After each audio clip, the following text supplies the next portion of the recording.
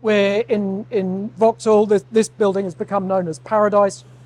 The reason for that is twofold. Firstly, we are on Old Paradise Street, but actually it started as a almost as a nickname, as a project name, as a provocation to the design team to think about, given we're on Old Paradise Street, what would, if you like, what would a new paradise look like as an office building? And what came out of that early discussion, I guess, was two things. First of all, the name Paradise just stuck, but second, that Paradise as an office building would be a timber frame office building. So we're currently standing on the second floor. There's construction going on above us, and the project will be finished right at the end of 2024, beginning of 2025. Our company's history with timber really started with this project, which originated late 2017 into 2018, where we took a very early decision to explore using timber frame to deliver an office building, and really from there everything else has followed on from that that original design decision. The original impulse was actually around responding to the fact that this building sits immediately adjacent to a park and a tree line, and we started to explore the idea of a healthy office building, healthy workplace environment, and actually started thinking about timber as a aesthetic finish because of the well-being benefits. But then that led on to the second, and I guess what has become the primary motivation, which was an understanding of the carbon impact, the embodied carbon impact of working in timber, which obviously is very significantly lower than a conventional build in concrete or steel or a hybrid of the two.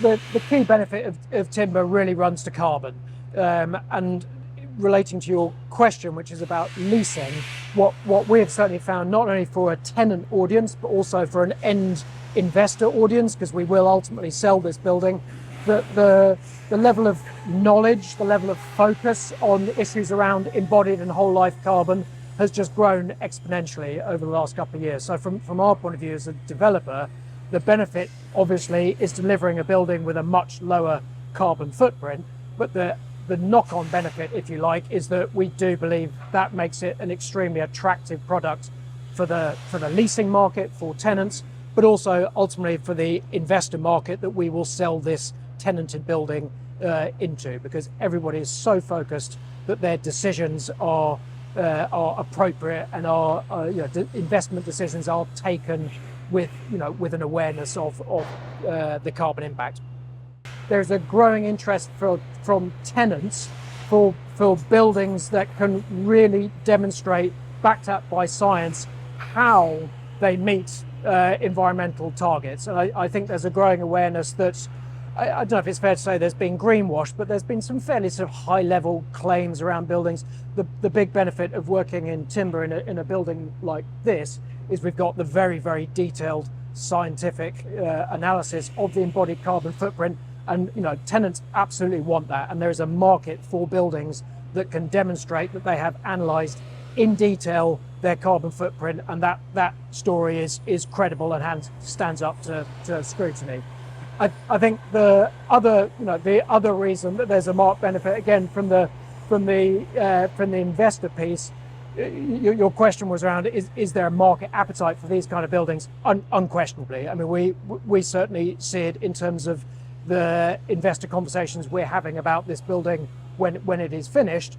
But there are investors launching funds to target not only green buildings but timber buildings specifically, not just in the UK but Europe wide, to achieve the sorts of embodied and whole life carbon targets that the industry is setting for itself.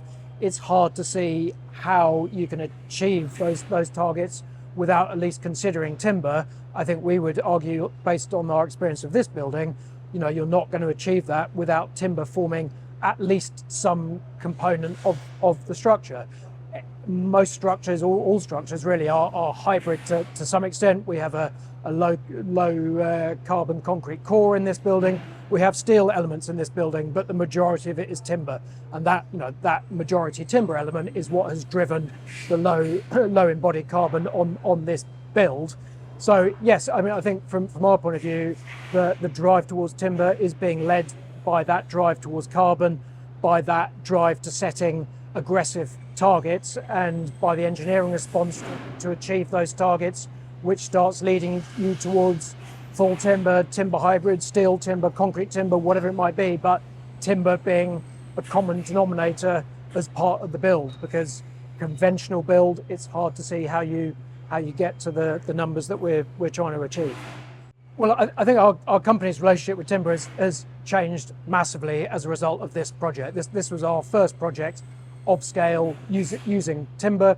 This project, as a project in isolation, was funded by a Japanese investor called Sumitomo Forestry, and we have now merged with Sumitomo Forestry. So our future as a business is all about timber, unquestionably.